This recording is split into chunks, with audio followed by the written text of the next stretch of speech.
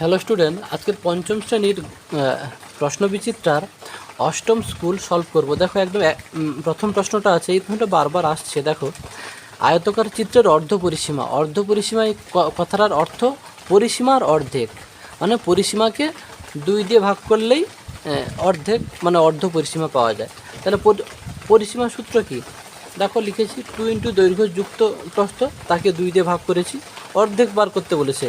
এটা পুরোটা পরিসীমার সূত্র। পরিসীমাকে 2 দিয়ে ভাগ করলেই সেটা অর্ধ পরিসীমা পাওয়া যায়। হলো 2 দিয়ে কেটে যাচ্ছে, তাহলে উত্তরটা হবে দৈর্ঘ্য যুক্ত প্রস্থ। হলো, তাদের করে করে মুখস্থ হয়ে যাবে, পরীক্ষা সরাসরি এইটা লিখে দেবে, যেহেতু 1 নম্বর আছে। তারপরে দেখো ক্ষয়ের দিকে কী আছে,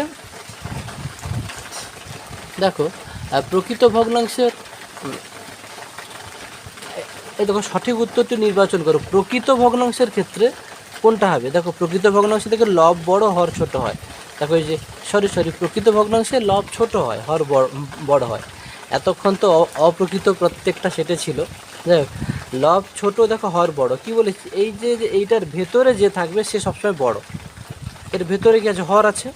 তাহলে লব ছোট হর বড়, তাহলে এটা হবে। হ্যাঁ, অবশ্যই উত্তর হবে। ক্ষয়ের দাগে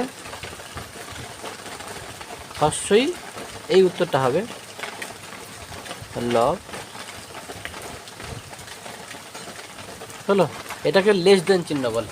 হলো, এইটার ভেতরে যে থাকে সে বড়, তাহলে লব ছোট হর বড়। তারপরে দেখো তারপরে গদ দাগে আছে রেখাংশের ড্যাশ আছে কিন্তু সরল রেখার ড্যাশ নেই। দেখো সরল রেখার কিন্তু প্রান্তবিন্দু নেই, তাই না? কিন্তু রেখাংশের প্রান্তবিন্দু আছে, তাহলে দুটোই প্রান্তবিন্দু হবে।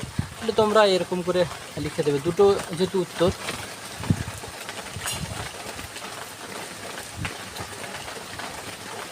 কমা দিয়ে আবার লিখে দেবে।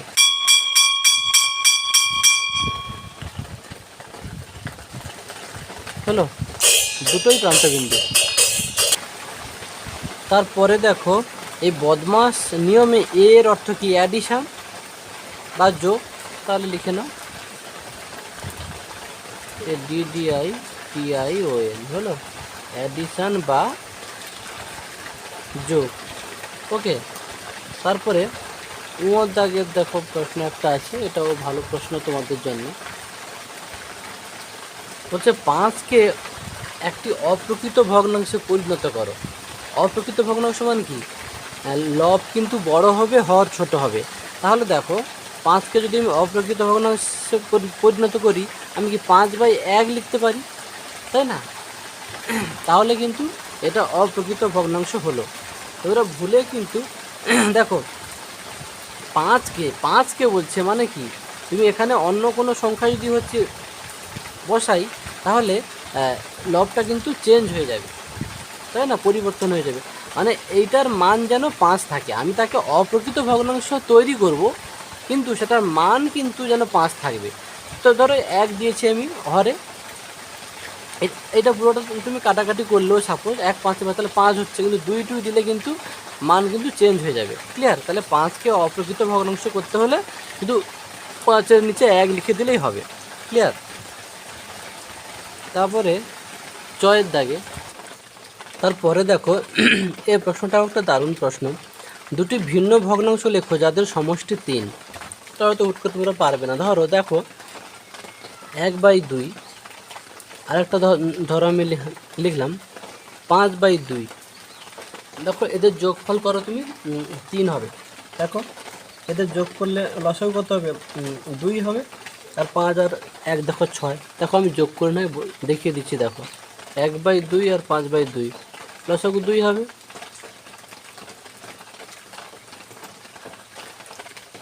6/2, 2 3 6, দেখলে সে 3 হচ্ছে। অঙ্কটা খুব ভালো অঙ্ক, বিষয়টা মাথায় রাখবে। দেখো এইটাকে বলছে, এই জাতীয় অঙ্কগুলো দেখো প্রত্যেক সেটে আছে, মানে আসবেই পরীক্ষায়। এটাকে সংখ্যায় লিখতে বলছে, মানে এটাকে যোগ করতে হবে, যোগ করে তাকে কথায় লিখতে হবে। দেখো আমি লিখে নিয়েছি। দেখো একক, দশক, শতক, হাজার, অযু, তাহলে 90,000। এটা কত? 9,000। তাহলে 90,000 আর 9,000 কত হলো? 99,000। আর এটা 900, তাহলে 99,900। আর 90, তাহলে 99,990, তার সঙ্গে যোগ করো 9, 90 সঙ্গে 9 যোগ করলে কত 99। তাহলে দেখো আমি কি লিখব 99,000 নাকি 999, 999 হলো। আর এটা এরকম থাকলে কি লিখতে বলেছিলাম, তাহলে দশমিক,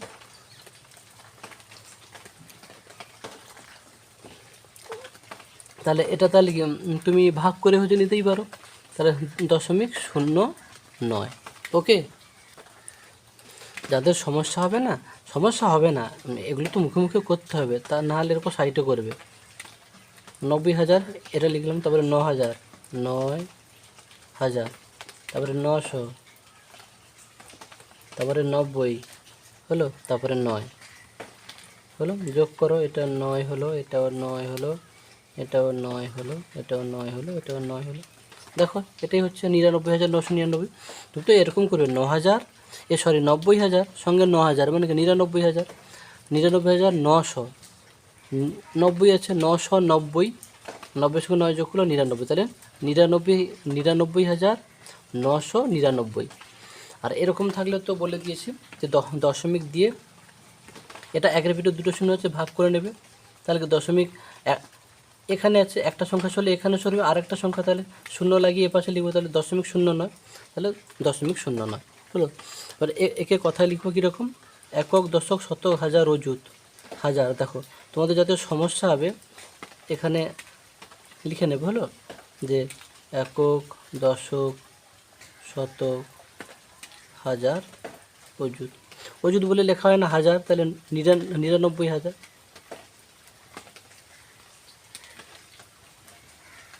99,000 হয়ে গেল। 900, এটা 99,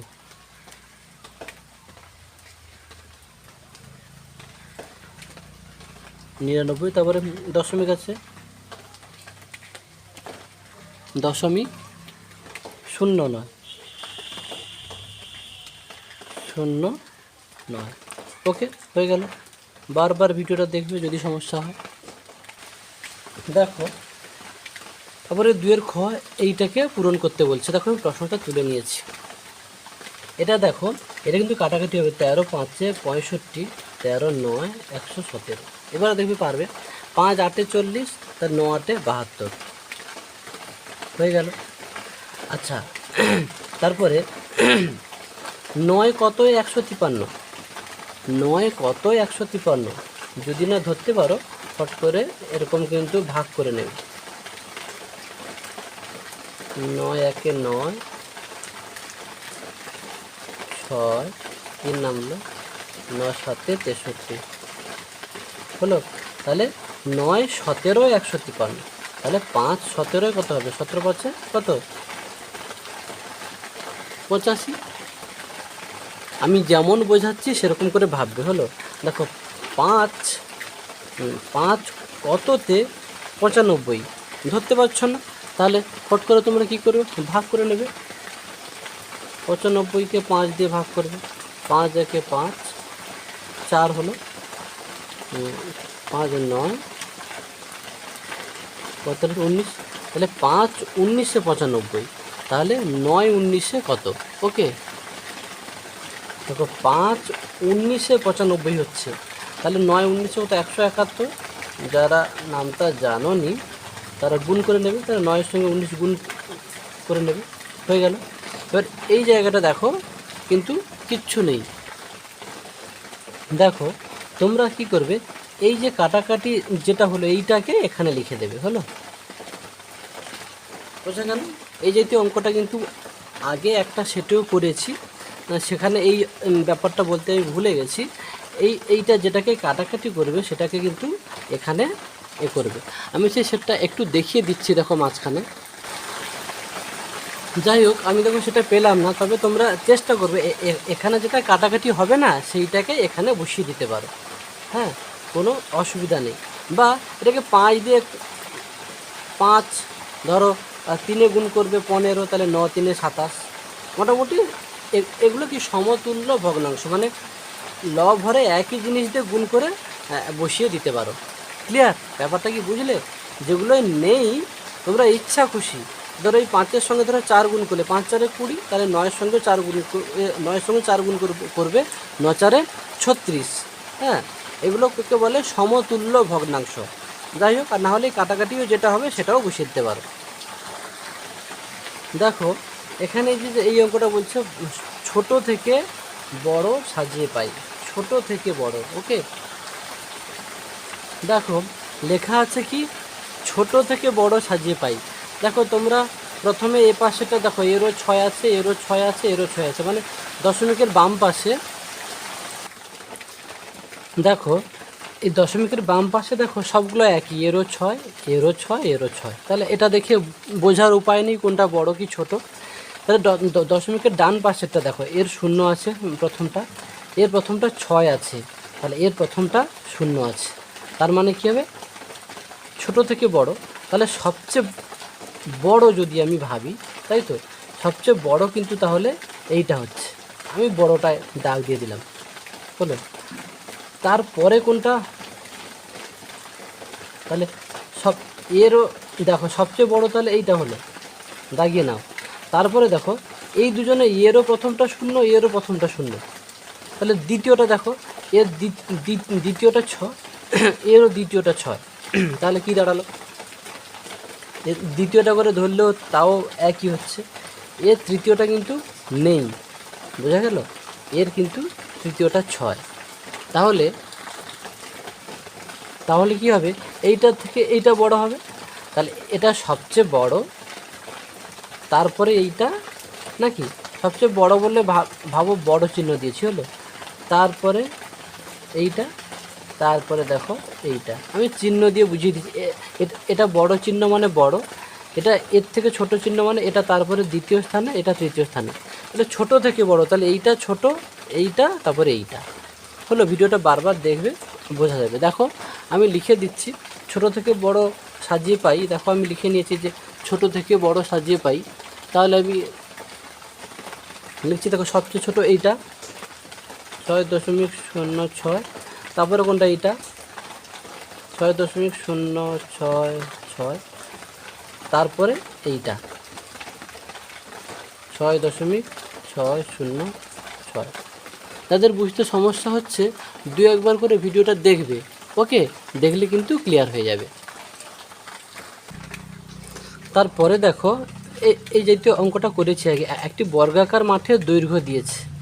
বর্গক্ষেত্রে সবগুলো বাহু দৈর্ঘ্য তো সমান হয়, কেননা 4টে বাহুর দৈর্ঘ্য সমান। সবসময় বর্গক্ষেত্রের যে চতুর্ভুজের 4টে বাহুর দৈর্ঘ্য সমান তাকে বর্গক্ষেত্র বলে। তাহলে বর্গাকার মাঠে দৈর্ঘ্য দিয়েছে মানে একটা বাহুর দৈর্ঘ্য দিয়েছে। ভাবো প্রতি বর্গমিটারে, মানে 1 বর্গমিটার, এই বর্গ কথাটা আছে মানে ক্ষেত্রফল সংক্রান্ত। ওকে, তাহলে 1 বর্গমিটারে 4 টাকা খরচ হলে তাতে ঘাস লাগাতে কত খরচ হবে? মানে টোটাল মাঠটাতে ঘাস লাগাতে, মানে টোটাল ক্ষেত্রফলটা তাহলে বার করতে হবে। তাহলে মাঠটির ক্ষেত্রফল, তাহলে আমি লিখি, দেখো তাহলে কী লিখবো? মাঠটির ক্ষেত্রফল তাহলে কী লিখবো? 25 গুণিতক 25, কেন বাহু গুণিতক বাহু, বর্গক্ষেত্র ক্ষেত্রফলের সূত্র কি? বাহু গুণিতক বাহু। তাহলে মাঠটার দৈর্ঘ্য দিয়েছে মানে কি একটা বাহুর দৈর্ঘ্য দিয়েছে, হলো। তাহলে 25 কত হয়? 625 হয়। যারা বর্গনামটা মুখস্থ করে রেখেছো তাদের জন্য খুব সহজ হবে, বর্গমিটার, হলো। আর যারা মুখে করতে পারো না, সাইটে গুণ করে নেবে, হলো। পরীক্ষার খাতায় এরকম সাইটে 25 আর 25 গুণ করে দেখাবে। তাড়াতাড়ি করতে হয়। 5 5 25, 5 2, 5 10, 11 12, হলো। তারপরে হলো 2 5 10 0 হাতে রইল, 2 2 4 5, দেখলে 625 হচ্ছে। ফটাফট করতে হবে। তাহলে মাটির ক্ষেত্রফল এত। তাহলে দেখো বলছে প্রতি বর্গমিটারে 4 টাকা করে খরচ হলে মাঠটাতে কত খরচ, মানে তাতে ঘাস লাগাতে কত খরচ হবে, মানে টোটালটাতে। তাহলে 1 বর্গমিটারে, প্রতি বর্গমিটার মানে 1 বর্গমিটার, 1 বর্গমিটারে খরচ হয় 4 টাকা। তাহলে টোটাল কত বর্গমিটার? 625।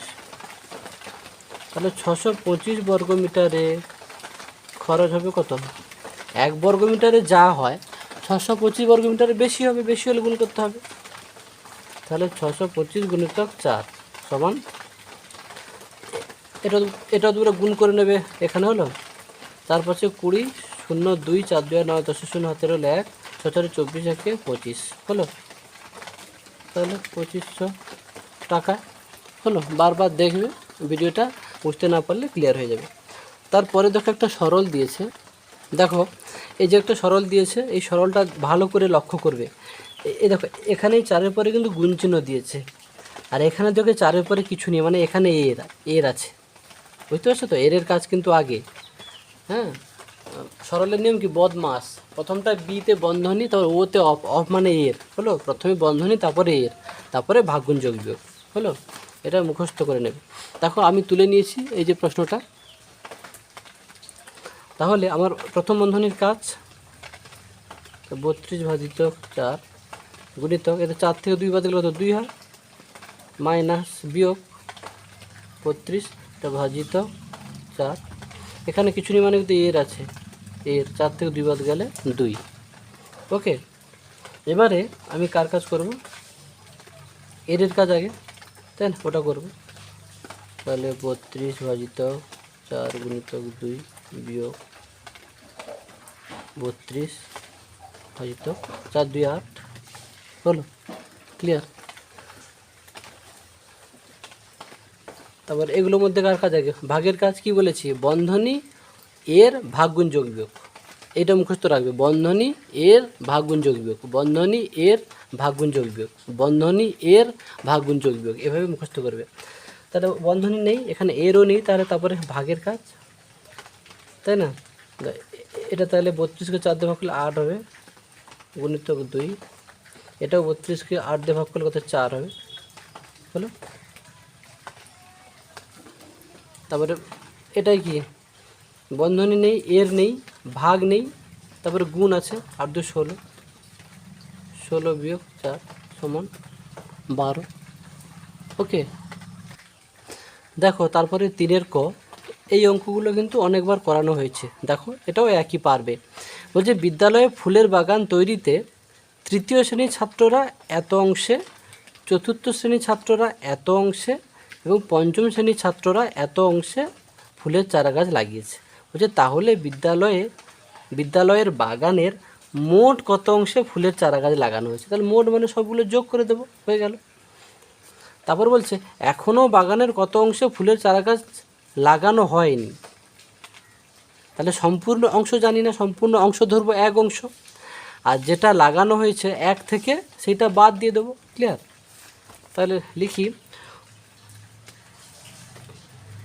তাহলে প্রথমে 2/13 যুক্ত 8/39 যুক্ত 1/3 হলো। এগুলো লসাগু করো, 13 39 3 হলো। এটা 13তে যাবে, 13 একে 13, 13 3 39, 3 যাবে না, নেমে যাবে, 3-এ যাবে, 3 একে 3, 3 একে 3, 1 যাবে না, নেমে যাবে। তাহলে গুণ করো, 13 3 39, 39 হলো। 39কে হর দিয়ে ভাগ করো, 39কে 13 দিয়ে ভাগ করলে হচ্ছে কত হবে? কি বলছিলাম, যেইটা দিয়ে ভাগ করব এখানে সেইটাকে বাদ দিয়ে দেবে। তাহলে 13টা বাদ দাও, তাহলে 3 আছে, তাহলে ভাগফল কত হবে? 3, 3 2 6। আবার দেখো 39কে 39 দিয়ে ভাগ করলে কত? 1 হয়, এটা আর দেখতে হবে না, এখানে 1 হয়, 1 গুণিতক 8।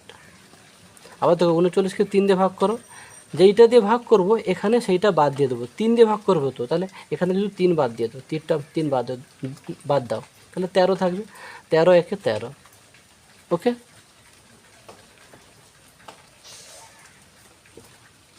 তাহলে কত হলো? 27 এটা যোগ করবে 27 হবে, এটা 39, 3-এ কাটবে 3, আচ্ছা 9-এও কেটে দাও, না 9 কাটবে না, 3-এ কাটবে, 3 9 27, 3 একে 3, 3 3-এ 9 হলো। তাহলে 9/13। তাহলে অতএব লিখবো কি, বাগানের মোট কত অংশে ফুলের চাষ লাগানো হয়েছে? অতএব বাগানের মোট 9/13 অংশে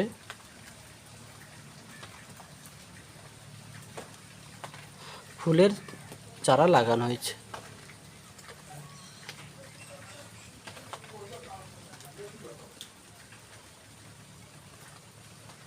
ওকে, তাহলে দেখো এত অংশে লাগানো হয়েছে, তাহলে লাগানো হয়নি কত, তাহলে সম্পূর্ণ অংশ জানি না মানে কি ধরে নিতে হয়, তাই না? তা ধরি সম্পূর্ণ অংশ, মানে বাগানটা কতটা তো আমরা জানি না, ধরি সম্পূর্ণ অংশ এক হলো, তাহলে বাগানটা আমরা জানি না, তাহলে পুরো বাগানটা ধরি কি এক অংশ। তাহলে আর লাগানো হয়েছে এইটা, তাহলে পুরোটা থেকে যেটা লাগানো হয়েছে সেটা বাদ দিয়ে দিলে তাহলে যেটা লাগানো হয়নি সেটা পাওয়া যাবে। তাহলে অতএব 1-9/13 নাকি সমান করো, সাইডে করছি, নিচে করলে ভালো যায়। লসাগু কত 13 হবে, এর নিচে কিছু নেই, মানে 1 আছে, 1 আর 13 লসাগু 13, তাহলে 13-9 সমান 4/13 হলো। এটা বিয়োগ করো 4 হবে, 13 আছে, তাহলে এত অংশে 4/13 অংশে চারা লাগানো হয়নি, চারা লাগানো হয়নি। এই অঙ্কটাও দেখবে বারবার আসছে, অতএব ভালো করে করবে, পরীক্ষায় আসার সম্ভাবনা প্রবল। ক্ষয়ের দাগে দেখো, ক্ষয়ের দাগের অঙ্কটাও করেছি কিছুক্ষণ আগে। দেখো খেলার মাঠে পঞ্চম শ্রেণীর ছাত্রদের বর্গাকারে, সেই বর্গাকারে দাঁড় করানো হয়েছে, কিন্তু একটি সারিতে 12 জন আছে হলো। তাহলে কিছুক্ষণ পর ছাত্র চলে গেল, ছাত্র গেলে কিছুক্ষণ পর কিছু ছাত্র গেল বিদ্যালয়ের বাগানে জল দিতে, মানে কিছু ছাত্র বাগানে জল দিতে চলে গেছে, তারপরেও ছাত্রদের বর্গাকারে সাজানো গেল, তখন একটি সারি থেকে 11 জন আছে। তাহলে কতজন জল দিতে গেছে? দেখো বর্গাকার বলেছে মানে 12 বর্গ হলো, বর্গাকার বলেছে মানে 12 বর্গ। কিছু চলে গেছে মানে বিয়োগ করো, চলে যাওয়ার পরও বর্গাকারে সাজানো যাচ্ছে, তখন কি হচ্ছে একটি সারিতে 11 জন, মানে 11 বর্গ হলো।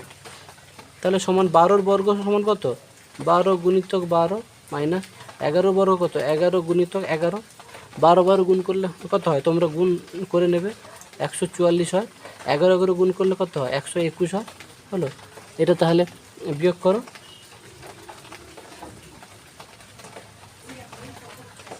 হলো তাহলে 23, তাহলে 23 জন ছাত্র জল দিতে গিয়েছিল,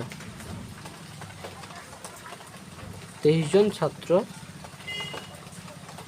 জল দিতে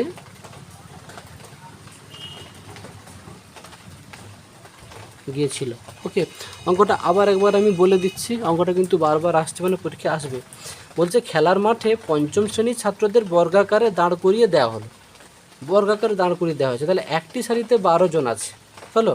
কিছুক্ষণ পর কিছু ছাত্র বাগানে জল দিতে গেল, বিদ্যালয়ের বাগানে জল দিতে গেল, তো বর্গাকারে আছে মানেই একটি সারিতে যেটা আছে ততর বর্গ, মানে 12 বর্গ, চলে গেছে মানে বিয়োগ করব, চলে যাওয়ার পরেও তারপরও ছাত্রদের বর্গাকারে সাজানো গেল, তখন একটি সারিতে হচ্ছে কত আছে 11 জন, তাহলে 11 বর্গ, 12 জন ছিল, 12 বর্গ চলে গেছে মানে বিয়োগ চিহ্ন দাও, তারপরেও বর্গাকারে সাজানো যাচ্ছে, তখন কটা একটা সারিতে 11 জন ছিল, মানে 11 বর্গ।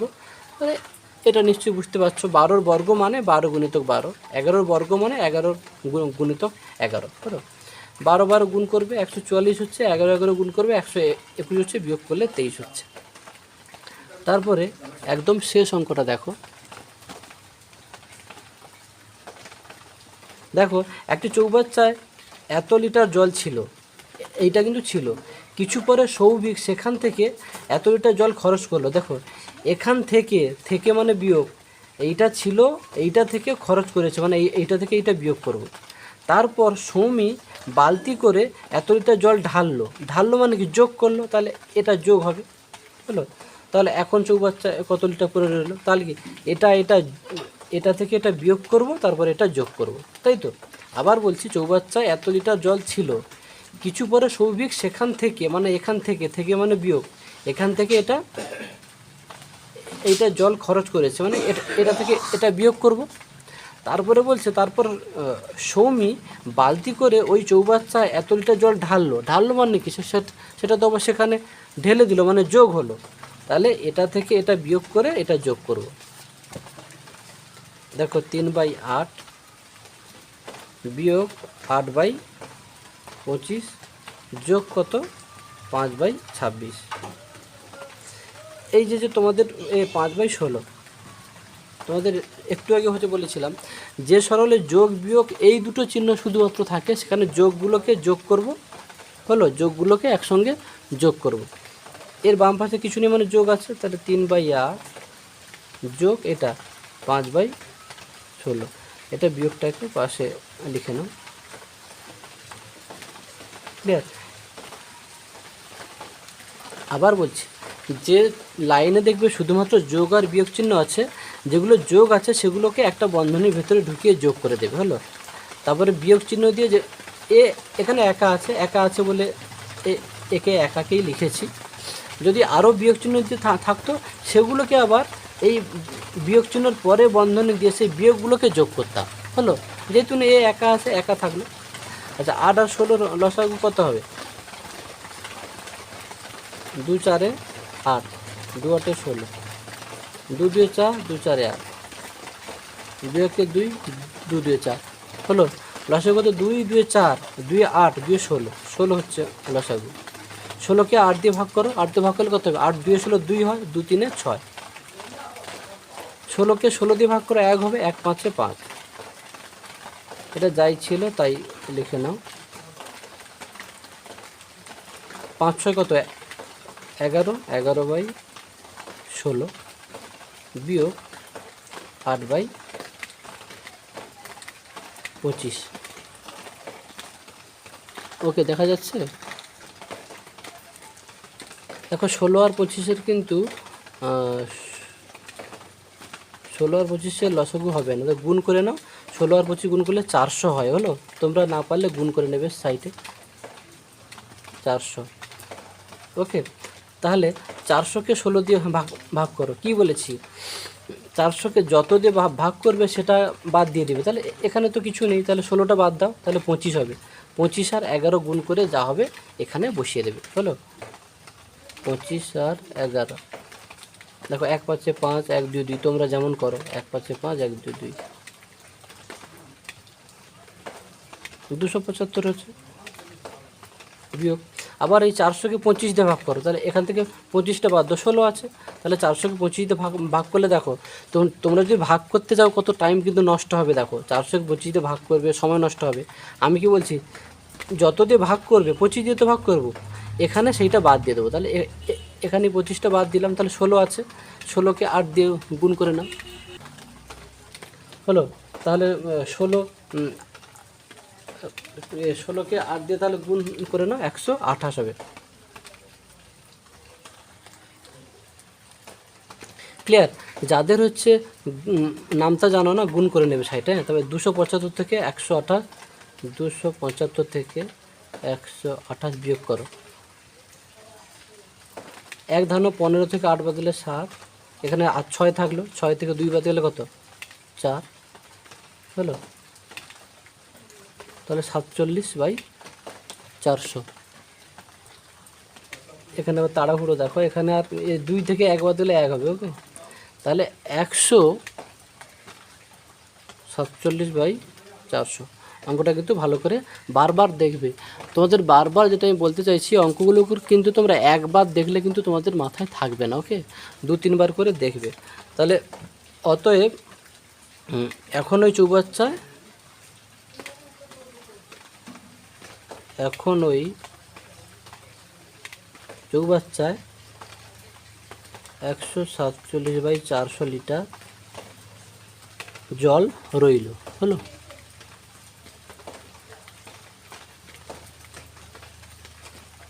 ওকে, এখানে এই সেটটা শেষ হয়ে গেল।